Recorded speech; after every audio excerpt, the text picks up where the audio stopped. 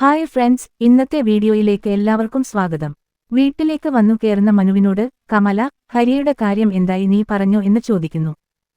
അച്ഛനവിടെ, അച്ഛനെയും വിളിക്ക്. അപ്പോൾ പിന്നെ ഒരു പ്രാവശ്യം പറഞ്ഞാൽ മതിയല്ലോ.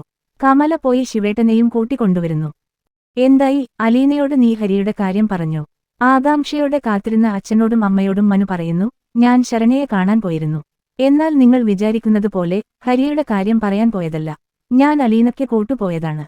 ശരണ്യക്ക് അലീനയെ കാണണമെന്ന് പറഞ്ഞപ്പോൾ അലീനയുടെ കൂടെ പോയതാണ്. ഞാൻ അലീനയോട് സൂചിപ്പിച്ചിരുന്നു ഹരിയുടെ കാര്യം. പക്ഷേ അവൾ അനുകൂലമായ ഒരു മറുപടി അതിന് നൽകിയില്ല. മറ്റൊരു കാര്യം ഞാൻ അലീനയോട് പറഞ്ഞിട്ടുണ്ട്. എനിക്കവളെ ഇഷ്ടമാണെന്ന്, അവളെ മാത്രമേ കല്യാണം കഴിക്കൂ എന്ന്. ഇതു കേട്ട ശിവനും കമലയും പകച്ചു നിന്നു പോകുന്നു. എന്റെ കൊക്കിന് ജീവനുണ്ടെങ്കിൽ ഞാനതിന് സമ്മതിക്കില്ല, കമല പറയുന്നു. ഞാനൊരു കല്യാണം കഴിക്കുന്നുണ്ടെങ്കിൽ അത് അലീനയെ മാത്രമായിരിക്കും. മനു കമലയോട് കയർത്ത് അകത്തേക്ക് പോകുന്നു. പിന്നെ കാണിക്കുന്നത് നെടുമ്പുരയ്ക്കൽ വീടാണ്. രോഹിത്തിന്റെ പനിയൊക്കെ മാറി, രോഹിത് കുറച്ച് ഉഷാറായിട്ടുണ്ട്. രോഹിത്തിനോട് അലീന പറയുന്നു, പനിയൊക്കെ മാറിയല്ലോ, ഇന്ന് എണ്ണയിട്ട് ഒന്ന് കുളിക്കാം. രോഹിത്തിന്റെ മുടിയെല്ലാം ജടപിടിച്ച് ഇരിക്കാണ്. അലീന അതെല്ലാം വെട്ടി വൃത്തിയാക്കി കൊടുക്കുന്നു. ഇതെല്ലാം കാണുമ്പോൾ ബബിതയ്ക്ക് വളരെ സന്തോഷമാകുന്നു. മുടിയെല്ലാം വെട്ടിക്കഴിഞ്ഞ് അലീന രോഹിത്തിനോട് പറയാണ്, രോഹിത്തെ, നീ പോയി കുളിച്ചിട്ട് വാ. കുളി കഴിഞ്ഞ് വരുമ്പോഴേക്കും ഡ്രസ്സ് എല്ലാം ഞാനിവിടെ എടുത്തു വെക്കാം. മുടി വെട്ടിക്കഴിഞ്ഞ് കണ്ണാടി എടുത്ത് രോഹിത്തിന് കാട്ടിക്കൊടുക്കുന്നുണ്ട് അലീന. രോഹിത്ത് കുളി കഴിഞ്ഞു വന്ന് കണ്ണാടിയിൽ നോക്കാണ്. മുടി വെട്ടി നല്ലൊരു രൂപത്തിലായിട്ടുണ്ട്. അപ്പോൾ അലീന രോഹിത്തിന്റെ റൂമിലേക്ക് വരുന്നു. ആഹാ, ഉഷാറായല്ലോ, അലീന പറയുന്നു.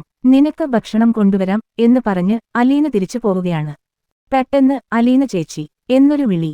അലീന ആകെ ഞെട്ടി തിരിഞ്ഞു നോക്കാണ്. അലീനയ്ക്ക് വിശ്വസിക്കാൻ പറ്റുന്നില്ല.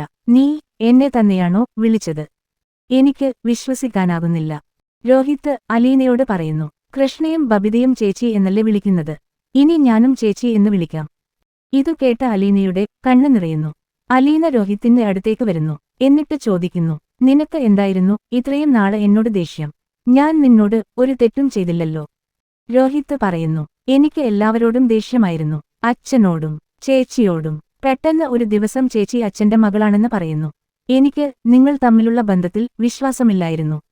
അലീന ചോദിക്കുന്നു, ഇപ്പോൾ നിനക്ക് എന്നോടുള്ള ദേഷ്യം മാറിയോ? മാറി, രോഹിത്ത് മറുപടി പറയുന്നു. ഇനി മുതൽ അലീന ചേച്ചി എന്റെ സ്വന്തം ചേച്ചിയാണ്. ചേച്ചിയെ ഇനി ഒരിക്കലും ഞാൻ വേദനിപ്പിക്കില്ല. അലീന രോഹിത്തിനോട് പറയുന്നു, നീ നിന്റെ അച്ഛനെ ഒരിക്കലും സംശയിക്കരുത്. ഞാൻ കണ്ടിട്ടുള്ളതിൽ വച്ച് ഏറ്റവും നല്ല മനുഷ്യനാണ് അദ്ദേഹം. അത് നിനക്ക് വഴിയെ മനസ്സിലാക്കും.